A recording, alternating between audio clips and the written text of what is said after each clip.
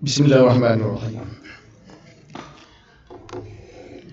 Alhamdulillahirabbil alamin wassalatu wassalamu ala asyrafil mursalin wa ala alihi wa sahbihi ajmain. Rabbana iftah bainana wa baina qaumina bil haqq wa anta khairul fatihin. Rabbi shrah li sadri wa yassir li amri wahlul 'uqdatam min lisani yafqahu qawli. Yang saya hormati pengacara majlis, yang berbahagia Datuk Seri Setia Raja, Tuan Imam serta ahli jawatan kuasa masjid, hadirin hadirat muslimin dan muslimat sekalian. Tajuk bui Kak Ambo kecek malam ni dalam program Bicara Ilmu ni ialah perkhabaran sahih dan palsu tentang Ramadan.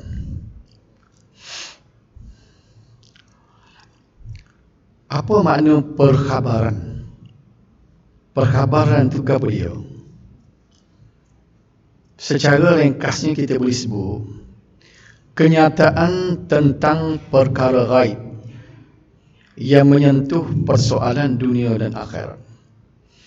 Bila sebut benda gaib, iaitu benda yang tidak tercapai oleh panca indera kita. Barang yang mata tak boleh tengok, telinga tak boleh dengar, lidah tak boleh kecap, tangan tak boleh gaba lagi mata tak boleh nampak. Jadi 5 perkara tu orang kata tak tembus melalui deria kita tadi, dan otak kita tak boleh fikir. Perkara itu dia panggil gaib. Syarat nak jadi orang takwa juga mesti percaya pada benda gaib. Kita buka Quran surah Al-Baqarah mula-mula lagi. Dzalikal kitab la raiba fihi hudal lil muttaqin. Kita ini tidak ada keraguan memberi petunjuk kepada orang muttaqin, orang bertakwa. Siapa dia orang muttaqin? Mula-mula lagi disebut alladzina yu'minuna bil ghaib, iaitu orang yang sanggup percaya, sanggup beriman kepada benda gaib. Benda gaib, benda tak adalah hak Amos sebut tadi. Hak tak boleh kita kesan dengan panca indera kita, yang tak boleh kita fikir dengan otak kita, tapi kita sanggup juga beriman, sanggup juga percaya melalui lidah Nabi. Kerana kita percaya kepada seorang manusia nama dia Rasulullah sallallahu alaihi wasallam. Apa kata, apa yang dia kata kita kira betul belaka, dan kita sanggup percaya, maka barulah syarat boleh jadi orang yang bertakwa. Situ dulu lah. Jadi bila sebut benda gaib, ialah kenyataan daripada Rasulullah tentang perkara gaib, persoalan dunia dan akhirat. Ini kita sebut sebagai perkhabaran. Yang maksud perkhabaran di sini. Baik. Jadi perkhabaran ni nombor satunya dia mencakupi beberapa perkara. Nombor satunya ialah persoalan iman dan akidah. Yang kedua, hukum hakam dan tata cara beribadat. Sepatutnya boleh tengok situ kerana ada silap teknik halik ambo ni. Benda komputer ambo ni tak sesuai dengan hak di masjid.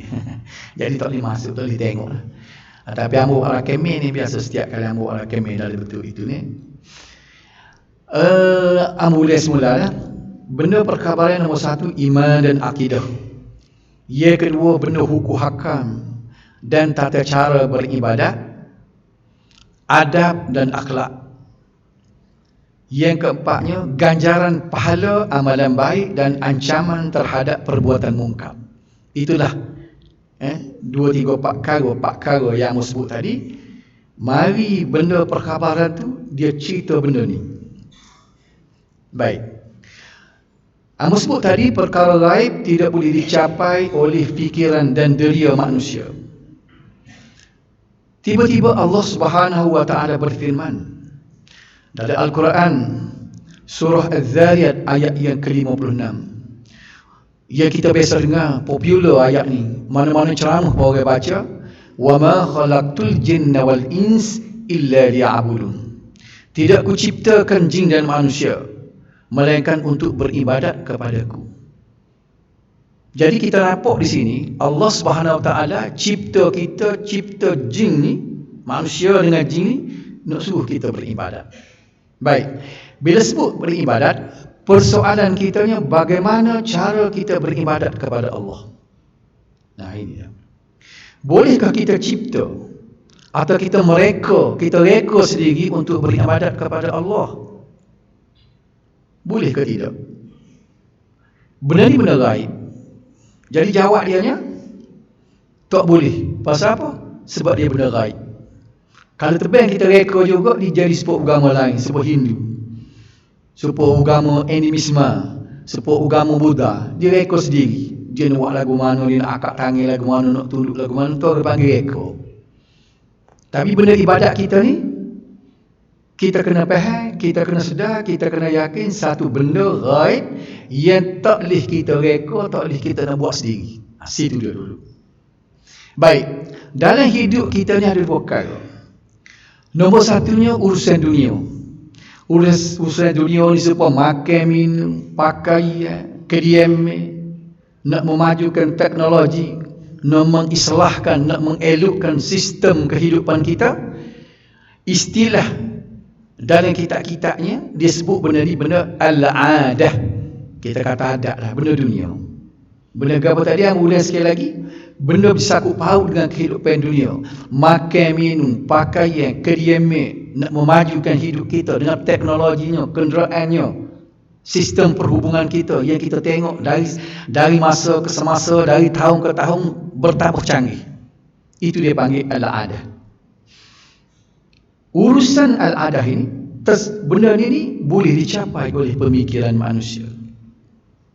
Islam dia bagi kebebasan kepada kita, mu boleh fikir gapo nak buat.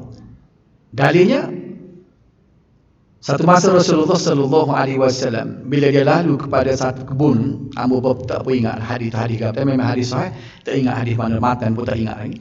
Jadi dia lalu pada satu perkampungan tu, orang duduk kacut buah tamar. Nabi kata, kalau tak kacut pun molek juga, dia kata. Jadi orang tu pun bila dengar daripada mulut Nabi, dia tak kacut. Tapi bila dah beberapa ketika Nabi mari tengok, tak jadi pohon tamar dia. Bapa tak jadi ni, Nabi tanya.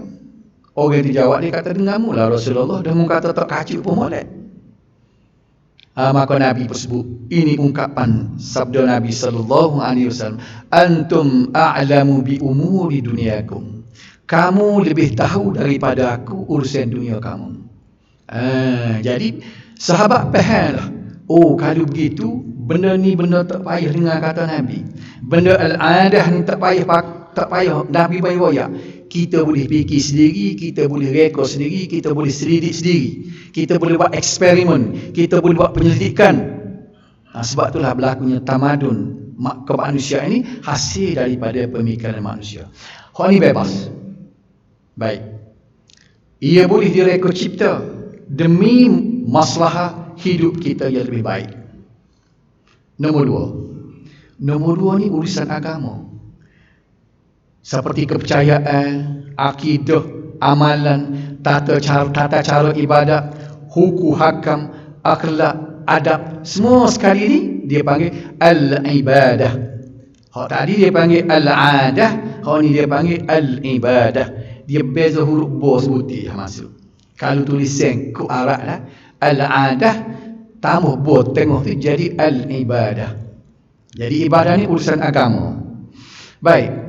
Urusan ni tak boleh dicapai oleh pemikiran manusia kerana dia ni terlibat dengan benda gaib.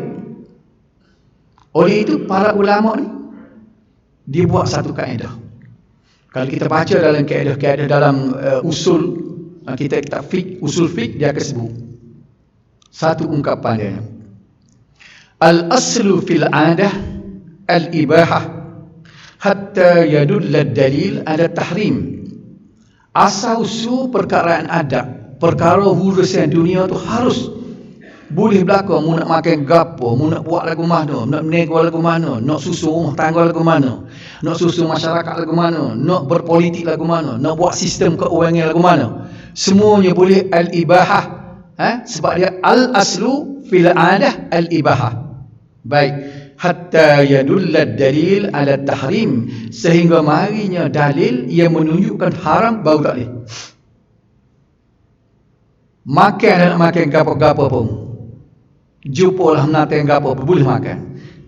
Tapi bila mari dah hurrimat alaikumul maitatu waddamu wa lahmal khinzir, diharamkan pada kamu makan bangkai, makan darah, makan babi dan sebagainya. Hak tu hak mari dari kata haram baru tak boleh. Pada situlah. Namun tu biar kita faham asas dulu. Sebelum kita kita nak bicara lanjut, kita faham benda tu. Benda ada. Sehingga ada dalil yang menunjukkan haram baru tak boleh. Baru kita akak handbrake. Maknanya dia beri peluang kita ni kalau start kereta, start bila tiup WC tu kita boleh pergi lalu. Startlah kereta kita nak pergi mana-mana, bila ada mari lampu merah baru gerak kita berhenti. Lampu merah ni dia panggil dalil. Selagi tak ada lampu merah boleh pergi. Itu benda ada. Lagu mana pula benda ibadat? Dia balik daripada kaedah tadi. Kita tak boleh buat serupa. Hak tadi al-aslu fil adah al-ibahah. Dia pusing hak tu. Al-aslu fil ibadah at-tawqif, la yushra'u minha illa ma syara'a Allah wa rasuluh. Hukum asal dalam perkara ibadat, urusan agama ni adalah ditegah. Kita tak boleh bermula dia tiup WC baru kita boleh pergi. Hak tadi tiup WC tu untuk berhenti. Nampak tak? Kita boleh pergi selalu benda dunia ni. Tapi benda ibadat selagi dia tak tiup WC jangan pergi. At-tawqif ataupun al-mana'u, ditegah, tak boleh buat. Berasa nak semayang, aku nak semayang, nak rekod sendiri, tak boleh. La yushra'u minha, tidak disyarak daripadanya illa ma syara'a Allah wa rasuluh, sehingga Allah dan Rasulnya mensyariatkan baru boleh. Bila mari Nabi bawa mesej daripada Allah Subhanahu Wa Taala, lagu mana nak semayang, maka cara itulah kita kena buat. Kita tak boleh mendahului daripada apa yang disyariatkan oleh Allah dan Rasul. Faham tak? Boleh beza ada adat dengan ibadat tadi. Artinya di garis permulaan al-adah ni boleh gerak lalu sehingga jumpa larangi baru berhenti. Adapun ibadah ni dia tak boleh start lagi. Bila Nabi tiup WC baru kita boleh pergi. Nampak tak? Itu beza antara adat dan ibadat. Tiada siapa yang tahu cara beribadat yang disuruh oleh Allah Subhanahu Wa Taala, melainkan dia sendiri yang khabarkan melalui Rasulnya. Allah minta supaya uzkurullah, berzikirlah, ingatlah kepada Allah. Lapas zikir itu mesti diajar oleh Nabi. Tak boleh kita nak rekod sendiri. Kita sebut subhanallah, kita tahu mari mana? Kerana Nabi mari riwayat. Kerana Nabi seorang je saja yang tahu nak bahasa dengan Tuhan. Kita ada Tuhan depan kita, kita ada gap. Kita tak boleh tanya sendiri, Tuhan, aku nak pujimu, aku nak berzikir padamu, aku nak membesarkan padamu, aku nak sebut gapo. Kita tak tahu. Nabi seorang yang dia tahu pun kerana Tuhan royak ke dia. Aku nak manusia sebut alhamdulillah, aku nak manusia sebut subhanallah, aku nak manusia sebut Allahu akbar, la haula wala quwata illa. Semua lapas-lapas zikir ni melalui mulut Nabi baru kita boleh buat. Jadi balik kepada zikir-zikir hudugaya ni, aku tak boleh komen lah. Sebabnya aku cari dalam hak tubik daripada lidah Nabi ni tak ada.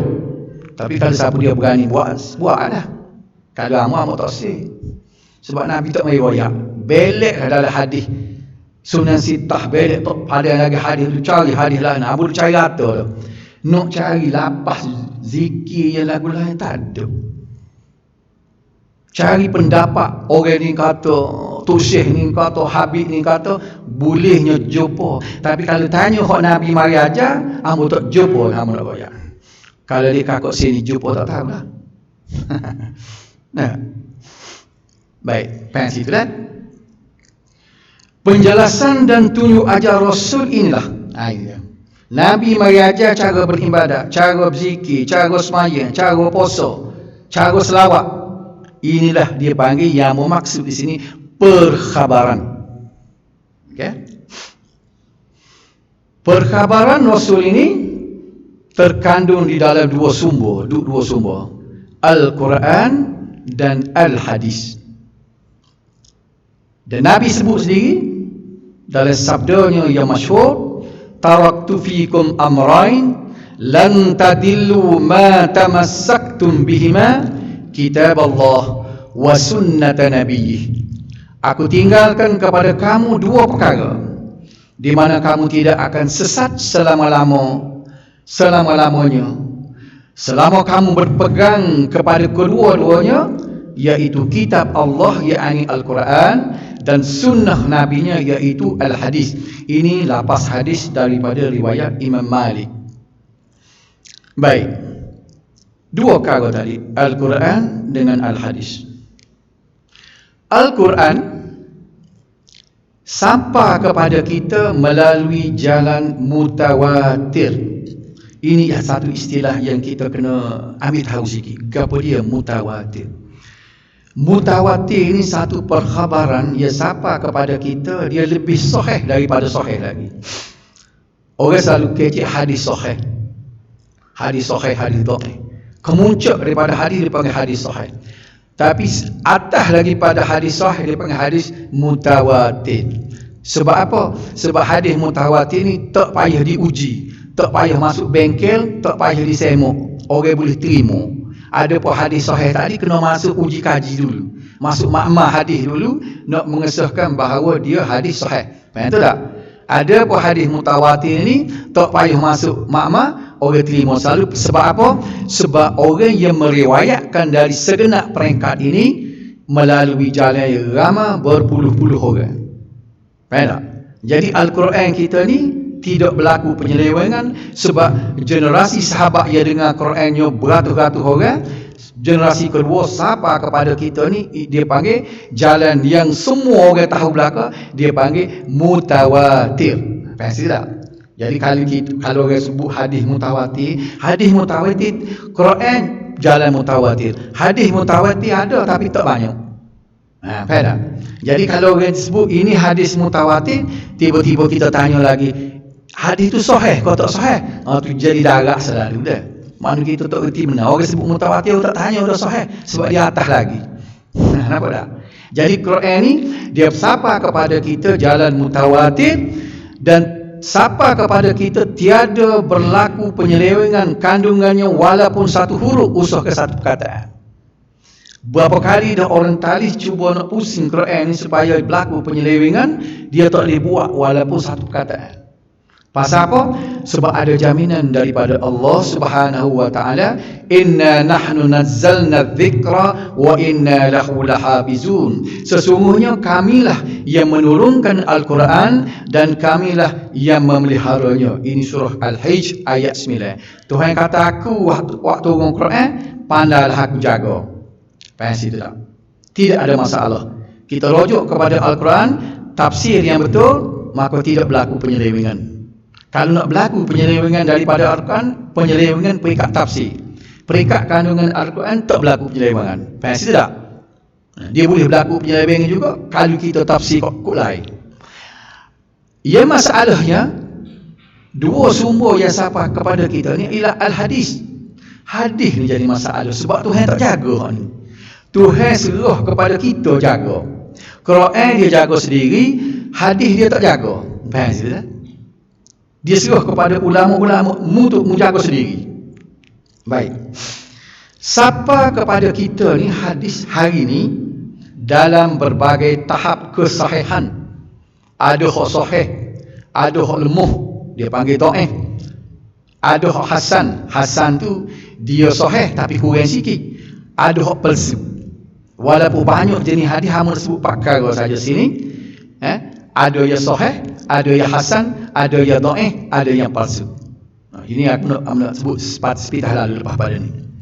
Jadi hadis tu siapa kita tu tidak serupa Quran. Macam-macam dia bercampur mari kepada kita. Sejarah telah merekodkan, ini kita kena ambil maklum, Berlaku banyak penyelewengan dan penciptaan hadis palsu. Orang rekod hadis. Kita nak kata kuana, orang dulu lagi rekod dah, dia rekod hadis. Dalilnya, ada seorang ulama hadis terkenal nama dia Hammad ibn Zaid. Dia dimati pada tahun 179 Hijrah. Dia mati sama dengan Imam Malik. Imam Malik kita pun mati tahun 179 Hijrah. Mana orang lama ni, belum pada Imam Syafi'i lagi. Imam Syafi'i kita dia mati pada tahun 204. Okey. Jadi Hammad bin Zaid, seorang ulama hadis, dia kata puak zindik, puak kafir zindik telah mencipta 14,000 hadis. Dan hadis itu sudah berlega masuk ke dalam sistem pengajian, ke dalam kitab-kitab karangan ulama-ulama. Dia telah menyelinap masuk. Cuba bayar 14,000 hadis. Abdul Karim Abu Auja ni orang yang mencipta hadis palsu. Dia telah ditangkap oleh Gubernur Basrah, nama dia Muhammad ibn Sulaiman. Dia buat pengakuan depan khalifah gubernur tadi. Dia sendiri, tangan dia sendiri telah mencipta 4,000 hadis. Bukan sikit ni 4,000 hadis, nak sama banyak dengan hadis Muslim. Dan hadis yang dicipta itu pula menghalalkan yang haram, mengharamkan halal. Punah jani habis hukum. Maknanya kalau kita tidak berhati-hati terhadap hadis, terambil hadis dia, maka punah jani habis hukum kita. Boleh faham tak?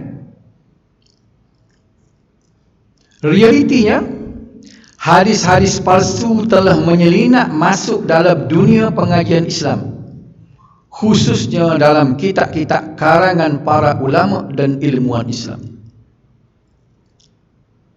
Jadi para ulama hadis tadi, bila dia tengok keadaan lagu ni, bukan sikit masa dan tenaga dia habis, dia telah menghasilkan tulis kitab-kitab khusus untuk menjelaskan kedudukan hadis, serta dia nak menyatakan kepalsuan satu-satu hadis. Jadi ada satu kerja lah pula. Ulama-ulama hadis ni kena buat kitab untuk menyatakan hadis ni tak betul, hadis ni palsu, hadis ni do'if. Sebab apa? Sebab berlaku penyelewengan. Kalau tak ada berlaku penyelewengan, tak ada kerja dah. Ulama-ulama ni tak payah habis kerja kau ni, dia boleh tumpu kepada syarah hadis kalau semuanya sahih. Faham? Tapi boleh katakan sebahagian besar daripada masa dan tenaga dia kena habis kau ni. Okey. Maka dia pun telah membuatlah satu pembahagian kategori hadis secara ringkas, yang nak sebut sini secara ringkasnya. Hadis tu kita bagi kepada dua. Satunya dia panggil makbul. Makbul ni boleh terima, accepted. Dan satu lagi dia panggil mardud, ditolak. Ada boleh terima, hak ditolak. Tu pecahan besar. Hak terima ni lah hamba sebut tadi, dia ada dua jenis. Satunya dia panggil hadis sahih, satunya dia panggil hadis hasan. Hadis hasan ni dia nak sahih juga, tapi dia terlekat sikit lah.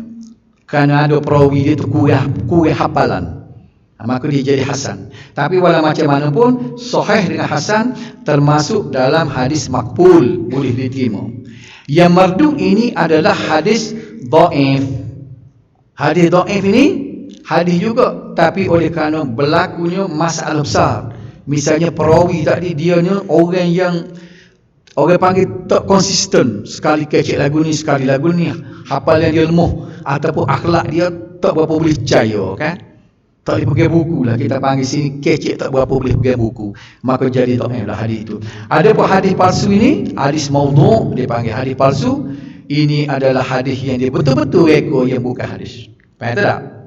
Okay. Ada 4 jenis tadi yang sebut tadi. Persoalan akidah, kita kena ingat sini. Persoalan akidah dan menjelaskan hukum hakam mesti bersumberkan kepada hadis sahih dan hadis hasan. Ingat. Boleh apa? Nak buat satu hukum ataupun nak membicarakan persoalan akidah, mesti hadis sahih dan hadis hasan, tak boleh hadis dhaif dan tak boleh hadis maudhu', hadis palsu. Okey. Tak boleh nak guna. barulah kita masuk kepada amalan di bulan Ramadan kita ini. Kita nak tengok, berdalilkan kepada hadis sahih dan hadis hasan. Kalau kita nak ambil hadis untuk membicarakan tentang Ramadan kita ni, kena ingat, kita kena ambil dua hadis ni saja, hadis sahih dan hadis hasan. Faham tak? Jadi aku nak research. Nombor satunya amalan yang kita boleh buat dalam persediaan bulan Ramadan ini ialah nombor satu, kita perbaiki azam dan niat. Situ dulu. Jadi kamu nak carilah hadis sahih yang menyokong tadi. Mula-mula start kita niat lagu mana? Kita niat supaya Ramadan yang datang sekali ini ni adalah Ramadan yang terbaik, lebih baik daripada Ramadan yang lepas-lepas. Itu secara umum. Sebab apa? Ada hadis Nabi sallallahu alaihi wasallam, kamu nak baca sini. Innallaha katabal hasanat was sayyi'at. Thumma bayyana dhalik faman hamma bihasanatin falam ya'malha katabahallahu lahu indahu hasanatan kamilatan. Fa in huwa hamma biha fa'amilaha katabahallahu lahu indahu 10 hasanat ila 700 dha'fin ila adha'afin katsirah. Maksudnya sesungguhnya Allah telah menetapkan nilai kebaikan dan kejahatan.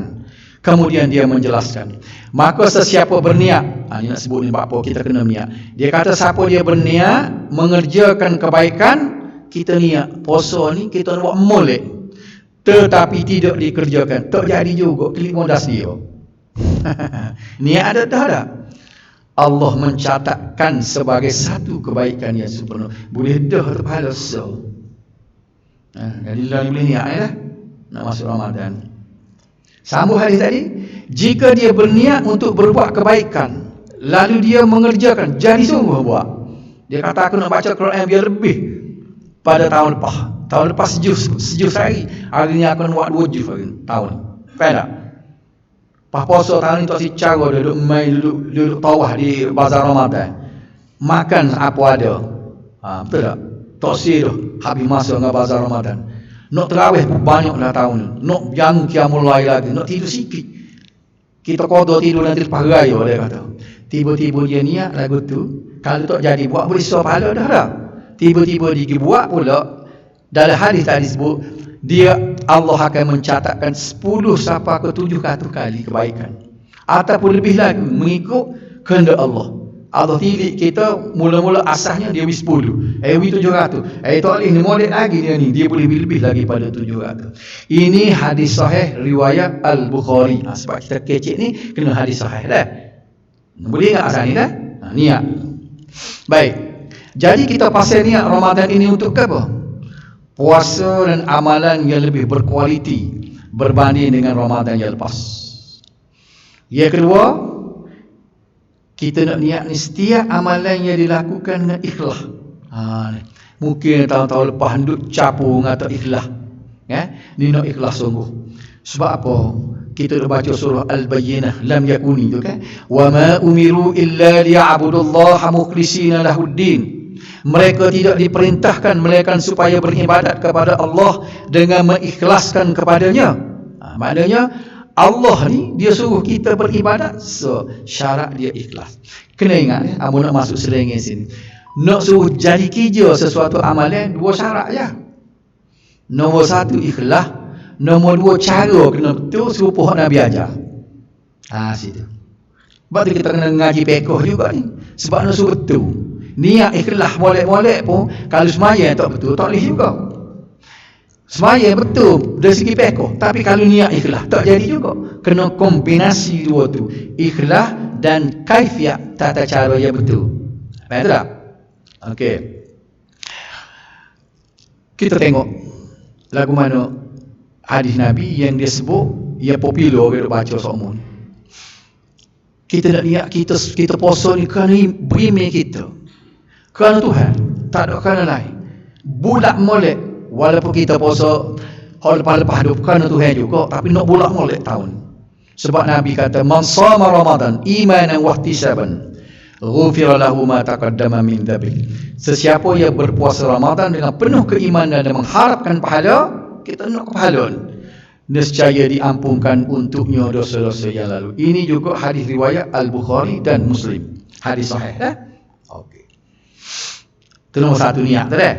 Nombor dua, banyakkan doa dalam bulan Ramadan.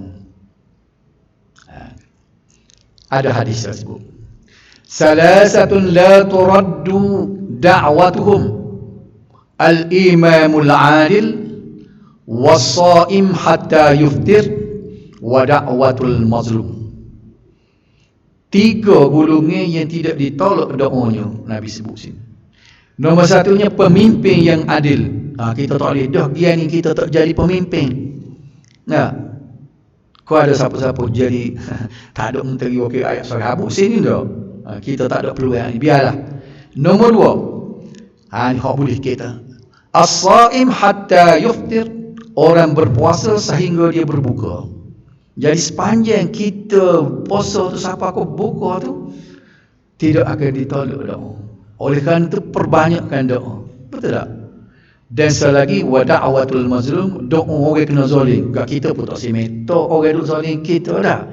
Jadi peluang yang ada kaitan dengan Ramadan ini ialah kita rebut peluang berdoa ketika kita berpuasa, kerana Nabi sebut doa kita berpuasa ini tidak ditolak start daripada kita masuk subuh tadi sampai kita buka. Banyakkanlah doa di sepanjang puasa itu. Faham tak? Okey. Nombor 3 tu dia. Banyakkan membaca Al-Quran. Quran yang baca. Kita tengoklah hadis lagu mana Nabi ni. Inna Jibril kana ya'rudu 'ala an-nabi sallallahu alaihi wasallam Al-Quran kulla 'amin marrah fa'arada 'alaihi marratan fil 'ami alladhi qubida fihi. Sesungguhnya Jibril akan mengulang bacaan Al-Quran bersama Nabi sallallahu alaihi wasallam pada setiap tahun sekali, dan ketika tahun kewafatan Nabi sallallahu alaihi wasallam Jibril mengulanginya sebanyak 2 kali. Yang disebutkan ini bulan puasa lah. Okey. Di sini. Dan jadi kita perbanyaklah baca Al-Quran dalam bulan itu. Baik. Baca Al-Quran juga ada dalam hadis depan ni yang menarik sekali dengan perkara yang kepak yang kita boleh buat juga dalam bulan Ramadan, bersedekah dan memberi makan. Seperti ini. Biar ada dalam puasa. Hadisnya bunyi gini. Kana an-nabiy sallallahu alaihi wasallam ajwadan nas wa ajwadu ma yakunu fi Ramadan hina yalqahu Jibril, wa kana Jibril alaihi salam yalqahu fi kulli lailatin min Ramadan fayudarisuhu al-Quran. Fala Rasulullah sallallahu alaihi wasallam ajwadu bil khair min ar-rihil mursalah. Adalah Nabi sallallahu alaihi wasallam seorang yang paling pemurah dan menjadi lebih pemurah pada bulan Ramadan. Dia sebut sini Nabi sallallahu alaihi wasallam ni orang pemurah dah. Tapi bila masuk bulan Ramadan, dia murah dia tu lebih lagi. Kalau kita ni orang dermawan dah, dia biasa bui lah, kita kata di masjid ni kita banyak piti 10 hari sehari dah kita ada bui. Piti kita banyak. Bulan Ramadan ni nak akak dia jadi 30. Pasal apa? Nabi pemurah tu bila masuk bulan Ramadan bertambah murah lagi. Okey. Pada bulan Ramadan ketika Jibril alaihissalam bertemu dengannya, adalah Jibril alaihissalam bertemu dengan Nabi sallallahu alaihi wasallam pada setiap malam pada bulan Ramadan untuk tadarus Al-Quran. Ana sebut tadi.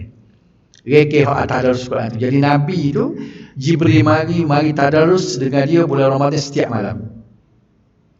Jadi hal tadi je perbanyaklah baca Quran, ikut amalan Nabi tadi, dan masuk dia kepak ni bersedekah. Dan kemudian Rasulullah menjadi lebih pemurah. Dia gambarkan Rasulullah ni murah lagu mana? Lebih pemurah daripada hembusan angin yang pantas. Dia ibaratkan kalau angin lalu tu derah, maka Nabi waktu ubik harta benda dia lebih derah daripada angin lagi.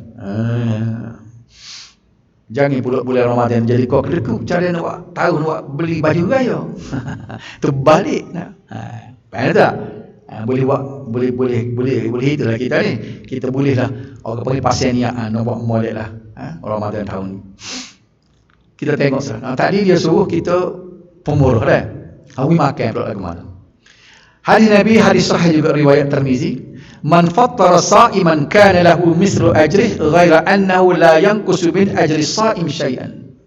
Sesiapa yang menyediakan makanan berbuka buat orang yang berpuasa, kalau tak boleh jamu kerana suasana ke apa-apa, wi makan, holo makan ni kau wi hak puasa. Beli di bazar Ramadan tu beli lebih, wi ke jere-jere. Pasal apa Nabi sebut, siapa dia yang sedia makan ni untuk orang buka puasa, maka dia mendapat pahala seperti orang yang berpuasa itu dan tidak dikurangkan sedikit pun dari pahala orang yang berpuasa itu. Gapo dia maknanya? Kita boleh pahala puasa dia dengan tidak mengurangkan pahala dia. Kali itu nyayang. Kita bagi kuih dia, pahala puasa dia mari kita. Tak boleh lagu tu. Tak. Maknanya Tuhan buat mari peruntukan lain. Kata kalau orang yang kita bagi kuih petang ini puasa dia boleh 70 markah. Bukan kata kuih dia ambil 30, mari kita tengok 40. Kita beri makan ni ke dia boleh pahala dia 70. Tuhan buat mari hak lain pula 70 ringgit tu. Betul? Kalau lagu tu pak tak siti mu kuih lah, habis puasa ambo. Betul? Okey. Tengok Nabi persebut belakang ni, dia bimbang, dia takut sahabat lagu tu pahala puasa boleh kok Nabi royak lu. Dia kata la yanqusu min ajri shaim syai'an. Dia kata tak hilang pahala dia. Tuhan buat mai pahala lain. Dia kata dah. Jadi kalau kita nak bui makan ni kau orang puasa kena cari orang puasa molek biar boleh pahala banyak. Orang jenis jago mulut dia, jago akhlak dia, duduk baca Quran. Dah. Dia puasa comel, kita kira-kira pahala puasa dia boleh 120. Bila kita bui makan ni ke dia 120 boleh kita. Kali kita dah bui hok bobo puasa, bla-bla puasa, bla-bla tak semayang hak lagu tu tak jadi tengok-tengok. Pasal nilai puasa dia tu boleh kita.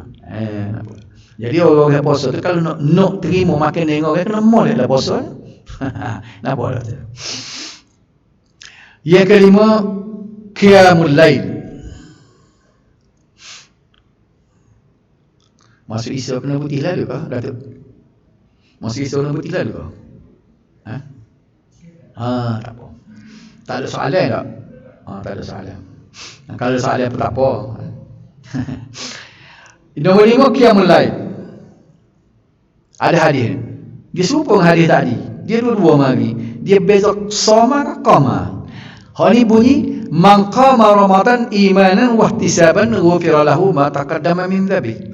Sesiapa yang berqiyamul lail pada bulan Ramadan dengan penuh keimanan dan mengharapkan pahala, nescaya diampunkan untuknya dosa-dosa yang lalu. Ini hadis sahih riwayat Al-Bukhari dan Muslim. Dan satu lagi, nak baca hadis lagi. Ini hadis sahih juga riwayat Tirmizi, An-Nasa'i dan Ibnu Majah.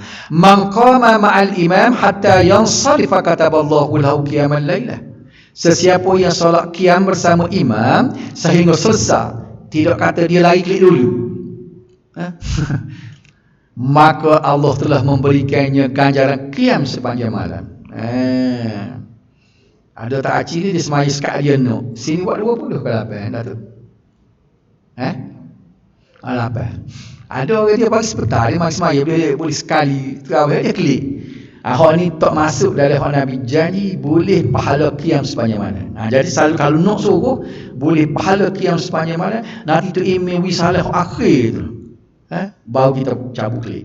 Nabi sebut ni kalau kita nak pahala qiyam sepanjang malam, hendaklah solat qiyam bersama imam sehingga selesai imam tadi. Okey. Nampak kena cari tu imam cepat kalau tu tak. Itulah nak wajah hadis sahih. Jadi pasal tajuk ambo ni perkabaran sahih dengan perkabaran palsu. Kena royak je kau palsunya. Bagaimana pula dengan hadis dhaif? Saya sahih dah. Sahih hasan boleh buat hukum. Hak ni dhaif. Dhaif ni hadis juga, tapi ewek dia panggil. Ewek ni buat dia orang je riwayat. Satu contoh yang riwayat tadi, dia ni jadi pala otak dia tak berapa nak ingat. Suruh dia sebut, hari ni sebut lagu tu, esok sebut lagu lain. Tak boleh pegang buku lagu ni tak. Ataupun dia ni kan keceknya banyak dah duduk kedai kopi misalnya kecek habis benda capu hak betul hak salah dah. Tiba-tiba dia meriwayatkan hadis, maka hadis dia jadi dhaif. Kalau orang tu kecek belawak, dia jadi pelesu lah. Ni do'eh ni dia tak berapa boleh kau. Orang kata tak berapa boleh pegang buku dia ni, dia kecek 7 perkara, 3 tak boleh pakai. Baik, lagu mana dia do'eh? Imam Nawawi, kita kena tanya ulama kita kata guano. Dalam kitabnya Al-Azkar, dia mengatakan harus boleh guna hadis do'eh, tetapi ni ada setengah orang dia kata apa hadis do'eh tak boleh pakai kau. Dia ambil sekerak. Imam Nawawi kata jumhur ulama mengatakan hadis do'eh boleh digunakan. Kerak dia ambil sekerak tu. Maka dia pun godailah ambil hadis do'eh tu, dia nak riwayat hukum hakam, dia nak riwayat masalah akidah. Tak boleh. Tadi apa sebut dah, akidah dengan hukum hakam kena hadis sahih dan hasan. Ni hadis do'eh ni boleh guna, tetapi ada 5 syarat. Ni kita nak tahu 5 syarat. Nombor 1, hendaklah dhaif itu bukan dhaif yang sangat-sangat dhaif, atau dalam kalimah ilmu hadis dia panggil dhaif jiddan. Bobo dhaif. Nombor 2, ia bukan berkaitan dengan hukum hakam. Tadi bukan berkaitan dengan akidah, tetapi berkaitan dengan kelebihan-kelebihan amal, ataupun ia berkaitan dengan ancaman dosa. Kalau sekiranya hadis dhaif itu nak membentuk satu hukum, dia ditolak. Gini, kita katalah semaya duha tu sudah ada hukum dia. Semaya duha ni sunat kan? Mari hadis tadi menceritakan bahawa orang semaya duha ni maka Allah akan beri ganjaran sekian. Tapi hadis ni dhaif. Sini boleh pakai. Pasal dia ni hanya untuk membantu orang. Tapi nak berdiri atas kaki sendiri, hadis dhaif tak boleh pakai. Itu kena ingat Sebagai contoh hamba royak tak boleh pakai. Sembahyang sunat ar-raghaib. Sembahyang ar-raghaib ini kebetulan ada di dalam kitab Imam Ghazali. Gapo dia sembahyang sunat ar-raghaib? Sembahyang sunat di malam Jumaat pertama bulan Rajab, 12 rakaat. Tapi mujur kita tak buat sini tak? Tak buat sembahyang. Imam Nawawi, kita kena faham oleh Imam Ghazali, walaupun dia imam yang besar, tapi ada kelemahan dia. Dia cuba tengok dalam kitab dia tidak pernah menyatakan hadis ni riwayat siapa. Kelemahan Imam Ghazali ini dari segi bidang hadis. Dia mengaku waktu, dan dia dalam riwayat dia orang dalam satu riwayat dia orang temu dia ni ketika dia mati tu, kitab Sahih Bukhari tak ada dia. Dia baru nak mempelajari, nak mendalami ilmu hadis. Faham situ. Jadi Imam Nawawi, ulama hadis kemudian walaupun 100 tahun, Imam Nawawi dia mati tahun 970 ni. Imam Ghazali mati 505, 100 tahun lebih kan. Tetapi dalam bidang hadis Imam Nawawi telah menyemak balik, rupa-rupanya hadis yang menceritakan sembahyang sunat ar-raghaib itu adalah hadis palsu, terambil oleh Imam Nawawi. Dia manusia biasa, tidaklah mencacatkan dia sebagai ulama besar. Sebagai manusia terambil hadis palsu, nak kata mana? Kan? Dan dia pun kalau ada dia tak marah. Cuba tengok Imam Syafi'i. Dia kata mana? Orang kita kata sensitif. Dia kata, itu Imam Syafi'i benar tak? Imam Syafi'i sebut.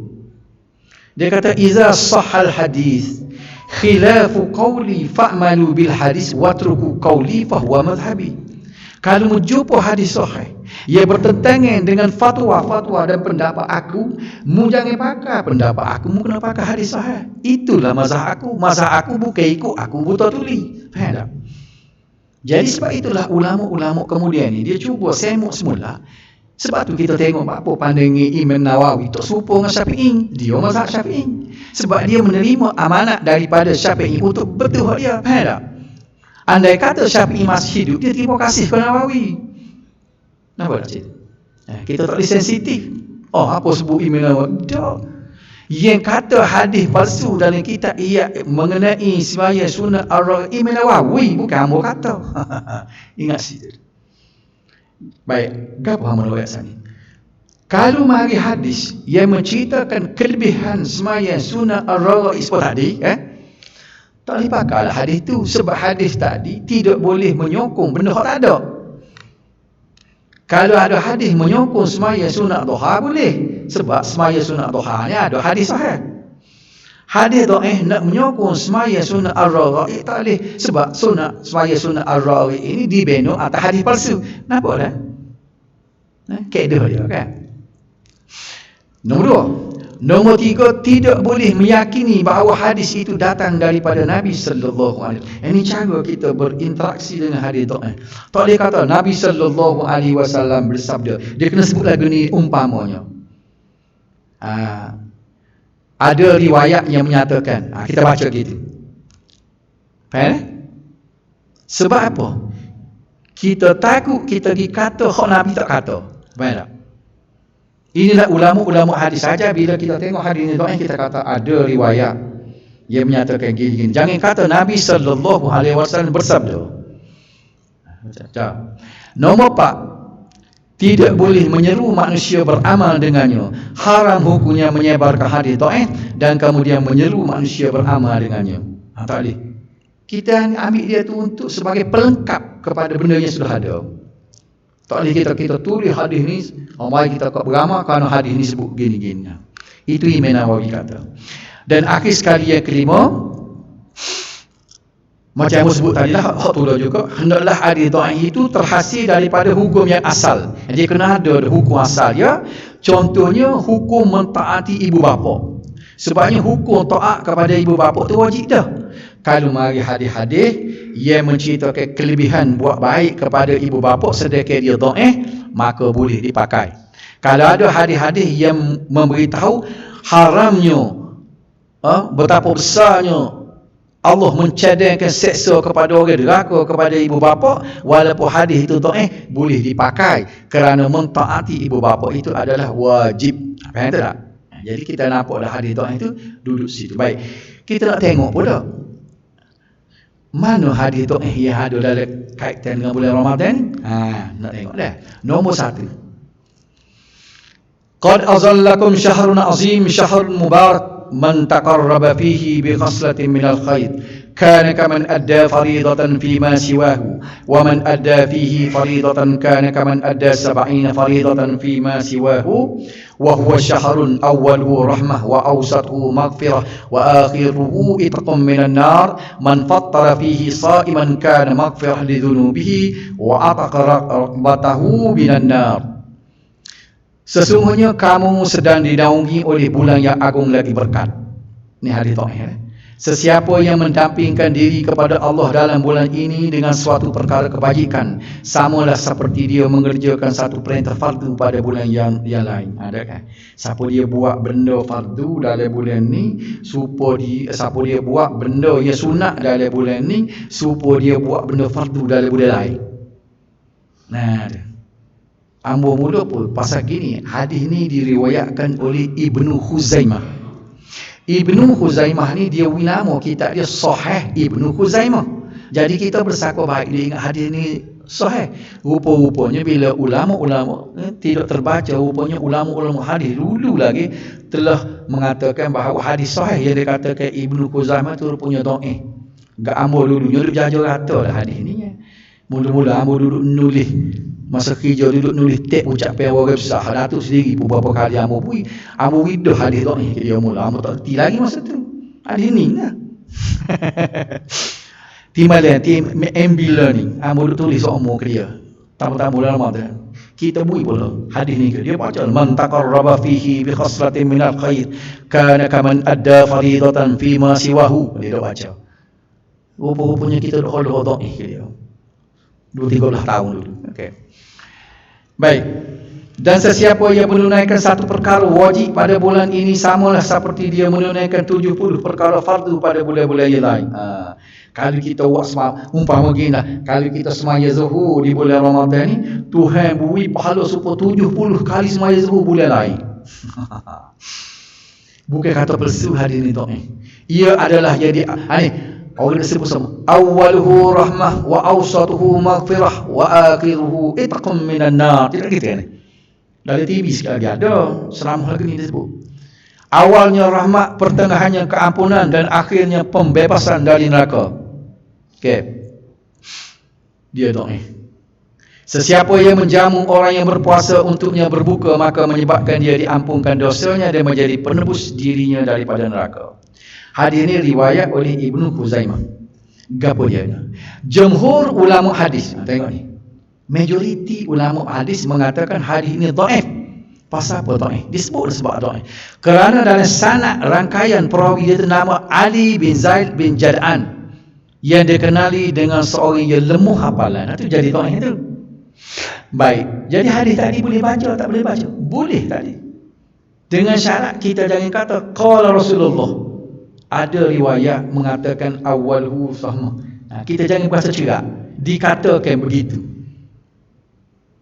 Dan benda tu pula tidak menyalah, kan? Tidak menyalah. Dia boleh baca. Itu cara kita nak baca hadis. Dia kata Rasulullah sallallahu alaihi wasallam bersabda, kita takut Nabi tak sebut benda tu. Kita pergi belawak hak Nabi. Kenapa tak? Belawak di atas Nabi, kita tengok depan ni besar akibat dia. Masuk dari dosa besar. Dosa peminum arak. Terah kelah dia. Belawak Nabi ni kan. Sama-sama Al-Kabair. Imam Az-Zahabi dalam kitab Al-Kabair dia bubuh dari 70 dosa besar. Membohongi Nabi sallallahu alaihi wasallam. Sumu tasihhu, kita aja dengar. Berpuasalah kamu nescaya kamu sihat. Ini hadis Tabarani, ada dalam kita hadis riwayat At-Tabarani. Tapi hadis ini dhaif. Kerana apa? Kerana perawi yang dalam sanad dia nama Zahir bin Muhammad yang meriwayatkan secara gharib persendirian. Tak berapa orang tak boleh pegang dia. Kemudian doa kita dah baca sama hari ni. Benda doa ni boleh berdoa lah. Tapi kena jangan niat hadis. Pasal dia doa. Allahumma barik lana fi Rajab wa Sya'ban wa ballighna Ramadan. Tak dengar pandu titik email dia baca. Jangan pula terkutik apa baca doa tu. Apanya dia tak kata hadis. Dia doa. Apa makna dia? Ya Allah, berkatilah kami dalam bulan Rajab dan Sya'ban dan sampaikanlah kami pada bulan Ramadan. Sepuluh ni boleh doa lah. Nanti email ada doa lagi. Deh. Boleh doa. Tu pun jangan kata hak Nabi ajar. Doa hak ulama ekor tak apa. Kita takut tidak serupa hak Nabi ajar. Faham situ dah? Okey. Para ulama hadis menyifatkan hadis ini adalah mungkar kerana terdapat perawi nama Zaidah bin Abi Riqad. Sini bunuh di sini. So lagi hak tidak hadis juga. Yang benda yang doa ya tidak ada masalah lah. Jangan kata hadis lah. Allahumma laka sumtu wa ala rizqika aftartu. Macam nak buka puasa. Ya Allah, kerana-Mu aku berpuasa dan kerana rezekimu aku berbuka. Ini hadis riwayat Sunan Sittah ni Abu Daud benar ni. Hak tu dia orang ambil tu betul. Tak salah dia ada dari Sunan Abu Daud. Tetapi At-Tabarani pula ulama hadis juga. At-Tabarani berkata sanad hadis ini batil, tak betul. Kerana terdapat perawi nama Ismail bin Amr yang dianggap lemah oleh para ulama hadis. Jadi balik pada cerita tadi, hadis-hadis tadi boleh dibaca, boleh dibuat doa, boleh apa, tapi jangan niat benda tu hak Nabi ajar. Kita takut tidak hak Nabi ajar. Habis cerita hadis dhaif kan. Ada masa sekali kamu nak hadis palsu pula ke mana? Tadi riwayat sahih, hasan, dhaif, palsu. Ijma' ulama, bukan kata majoriti, bukan jumhur. Ijma' menyatakan haram berinteraksi dengan hadis palsu. Sebab dia bukan hadis dhaif tadi, hadis cuma orang merawi tu lemah. Hak ni gireko betul sini. Mengarut ni. Amun sebut seorang ni contoh dari sejarah hadis orang Jepun. Toke mata dia reko hadis. Dia kata takhattamu bil aqiq fa innahu mubarak. Pakailah permata cicing akik kerana dia membawa berkah. Lama orang beli, dia mahal apa orang beli, tak harga mahal apa orang beli. Ada tergamuk ni direka lagu tu. Ada apa jumpa selagi dia reka lagu mana? Manittakhadha dikan abyad lam yuqarribu syaitan wasih. Siapa dia beru ayah bapa putih, maka setan tak masuk rapat, sihir pun tak kena. Dia nak jual ayah bapa tak laku, jual harga mahal. Dia reka hadis lagu tu. Dia sebut tadi kan orang jumpa 44,000 hadis dia reka hadis. Jadi sebab itu ulama kata haram berinteraksi dengan hadis palsu. Dalilnya Nabi sebut dia kata Rasulullah, man kadzaba alayya muta'ammidan falyatabawwaq maq'adahu minan nar. Ini hadis mutawatir. Ini satu contoh yang sebut atas pada sahih, namun dia hadis mutawatir. Hadis ini lah. Sesiapa yang mendustaiku dengan sengaja, sengelik, maka bersedialah tempatnya di neraka. Mendustai Nabi ialah salah satunya berkata yang Nabi tak kata. Ini hadis mutawatir tadi kan. Man haddatsa anni bi haditsin yura annahu kadhibun fa huwa ahadul kadhibin. Sesiapa yang meriwayatkan sesuatu daripadaku sedangkan hadis tersebut adalah dusta, maka dia termasuk dalam golongan pendusta. Itu Nabi kata. Dan kita kena biar cermat sikit lah. Bila kita tahu benda lagu ni, kalau kita tak palsu, kita je tolong eceh. Orang atas ni dalam grup WhatsApp ni banyak. Ya, benda palsu. Kita mula-mula comel, kita tak cek, kita tolong forward. Nabi sebut, kafa bil mar'i kadhiban an yuhadditha bi kulli ma sami'a. Padahal orang tu boleh, sudah cukup untuk dia menjadi seorang pendusta dengan cara dia sebar apa saja yang dia boleh. Kan? Itu mukjizat Nabi. Dia sebut zaman dia dulu terpakai lah ni, rupanya orang sebar lah ni lebih daripada orang zaman dulu. Sebar aku mulut je. Ni siapa kita pun tak kira plus tak persen. Kalau orang tu pembohong atas pembohongan terhadap Nabi, kita pun Nabi kata padamu pun jadi seperti dia. Kalau mu ikut ecek ke apa mu boleh. Jadi cuba kita takut sikit. Sebab tu hamba duk tegur semua dalam grup-grup tu, ada grup pesara PTN kena datuk. Ni marahnya mengamuk dia cara ke plus tak persu, dia kata benda baik buatlah tu. Dia mu tidak faham. Benda tu dia meroyak tu bersandar atas hadis palsu, hukum dia haram. Tapi tak dengar. Dan buat mana? Termasuk dalam haram kita dalam hadis palsu nombor satu mencipta. Kita tak cipta, pokok tadi dia cipta tak. Dia tak dia buat. Meriwayat. Ni meriwayat. Amun sebusol. Tu email hak akad baca khutbah nikah. Banyak tahun, 10 tahun dah hamba tegur. Baru ni Mak suruh hamba tulis pula artikel, tak keluar lagi. Hamba tulis pun. Ada dalam satu hadis, dalam 2 bulan lepas hamba jumpa dengan Datuk Rahim pasal pengarah Jaik, kebetulan hamba lagi interview dia, ada kerja sikit. Hamba sebut Datuk, tak cetak lagi kau baru khutbah nikah warna biru tak main tak? Khutbah nikah tak cetak baru lagi kau. Dia kata nak cetak dah. Buang-buang lah. Tu email duk baca tu hadis palsu. Tu email berdosa. Setiap kali dia baca hadis tu dia berdosa sebab meriwayat ni berdosa. Ada satu email tu siap salah dia pula. Hadis mana bunyi? Raka'atan minal mutazawwij afdalu bin 70 raka'atan minal azab. 2 rakaat sembahyang orang yang telah berkahwin lebih baik daripada 70 rakaat orang yang bujang. Tu hadis palsu. Hamba dah saya ada Ibnu Jauzi kata palsu. Asy-Syaukani dalam Al-Fawaidul Majmu'ah pun dia kata palsu. Al-Albani pun dia sebut dalam dia pun kata palsu. Al-Mawdu'at Ibnu Jauzi pun kata palsu. As-Sayuti, Imam Sayuti pun kata palsu dalam Al-La'alibul Masnu'ah dalam kitab dia pun dia kata palsu. Tuan-tuan tengok sendiri tu. Hamba ke muka, hamba nak soh takut cetak ke hamba baca tu tak betul, hamba telefon ke Ustaz Saibung. Kenal aku Ustaz Saibung tak? Dia duduk di pejabat mufti masa tu. Ada kata Ustaz, aku balik kita hamba sebut sana ni. Dia pun tengok 5 bukti kita dia kata betul. Betul antara tengok dia kata. Semuanya kata palsu hari tadi. Tapi ada dalam khutbah nikah tu email. Betul. Jadi hamba usah sama kalau tu email akak ni kau ngam kata email tu saya baca hari ni dah. Oh tak apa. Dia buat. Pah, tu email lain. Tak ada tubik lagi rasa tak? Boleh. Hamba lepas dah. Tanggungjawab hamba royak dah. Dalam artikel hamba tulis dah. Ini satu palsu yang Jaik kena bertindak segera. Tapi dia memang tak sensitif lagi. Dulu tu email kita berinteraksi dengan hadis maut tu. Okey. Haram juga beramal sama betul dengan hadis pada tadi. Menyebar dan sebagainya. Menyebar. Baik. Meriwayatkan hadis maudhu' menjadi harus. Saja boleh. Kita nak riwayat hadis palsu. Apabila hanya untuk tujuan menjelaskan kepalsuannya. Kita nak riwayat orang macam apa baca tadi. Man ittakhadha dikan abyad lam yukarribhu syaitan wasih. Siapa dia peru ayah bapak putih, maka syaitan tak masuk rapat, sihir tak kena. Hak tu palsu. Boleh hamba baca. Sebab nak riwayat kepalsuannya. Itu saja yang boleh kan. Baca boleh tak boleh. Jadi hamba nak sebutlah hadis-hadis palsu mengenai dengan Ramadan ni, nak mesti tak? Boleh ada 10 minit.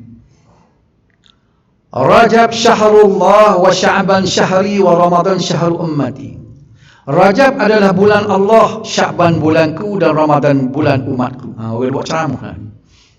Ibnu Jauzi kata, ni ulama hadis ni. Kenal siapa dia Ibnu Jauzi? Ibnu Hajar Al-Asqalani, orang yang syarah kitab Sahih Bukhari, Fathul Bari nama kitab dia. Asy-Syaukani, dia sebut dalam kitab Al-Fawaidul Majmu'ah fil Ahaditsil Mawdu'ah. Imam Az-Zahabi, Ibnu Al-Qayyim, semuanya sepakat bahawa hadis yang baca tadi adalah palsu. Rajab syahrullah wa Sya'ban syahri. Rajab bulan Allah, Sya'ban bulanku, Ramadan bulan umatku. Hadis kedua, kita ayat terjemuh, tak ada masalah. Sesiapa yang berada di Mekah ketika Ramadan, lalu dia berpuasa dan berqiyam semampunya, maka akan dicatat 100,000 pahala Ramadan baginya. Pahala seperti membebaskan hamba setiap hari dan pahala membebaskan seorang hamba setiap malam. Besar pahala. Kalau kita ni duduk Mekah tu, ramai nak pergi Mekah tu, puasa Mekah, dah semaya terawih situ, Tuhan akan beri pahala 100,000 pahala Ramadan. Orang semaya lah banyak. Lepas tu dia puasa tu, setiap hari puasa tu, pahala dia boleh serupa dia bebas seorang hamba. Besar kan pahala membebaskan hamba. Hamba pun tak ada dalam ni dah. Okey. Hadis tersebut, ini bukan palsu. Dhaif jiddan. Sebut dah tadi, dhaif jiddan pun tak boleh pakai ni.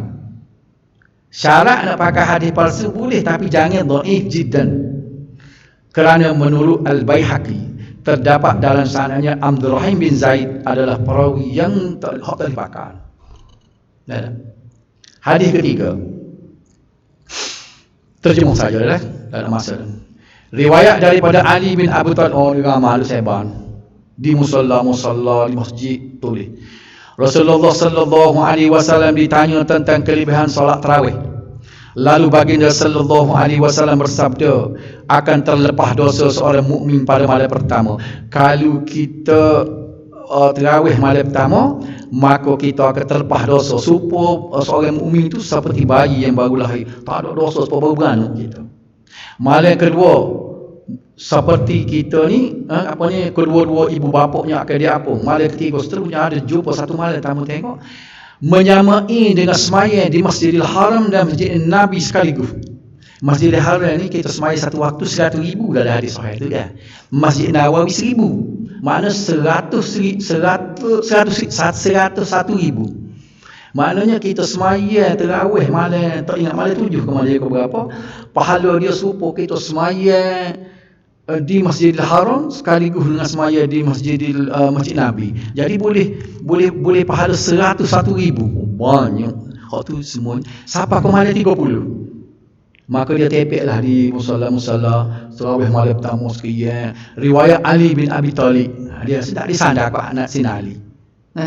Malam kedua, malam ketiga, malam keempat. Jadi orang pakat baca belakang. Walaupun dia berniat baik dengan tujuan apa sekalipun, hadis palsu adalah haram. Niat yang baik tidak menghalalkan cara tidak menghalalkan cara. Al-ghayah la tubarrirul wasilah. Matlamat tidak menghalalkan cara. Cara menggunakan hadis palsu haram walaupun matlamatnya baik. Habis. Hadis palsu kerana ia tidak mempunyai sanad yang langsung. Jadi sekat itulah habis hamba nak bayar. Meliputi perkabaran sahih dan palsu tentang Ramadan. Tak ada soalan ke apa dah tu dia? Tak ada ambo nak bertiskan ni lah. Minta maaf banyak lah kalau sekiranya ada terkasar dan penyampaian yang tidak tersusun, sebab ambo ni bukan penceramah untuk mengajar tabalasah Masjid Kapung.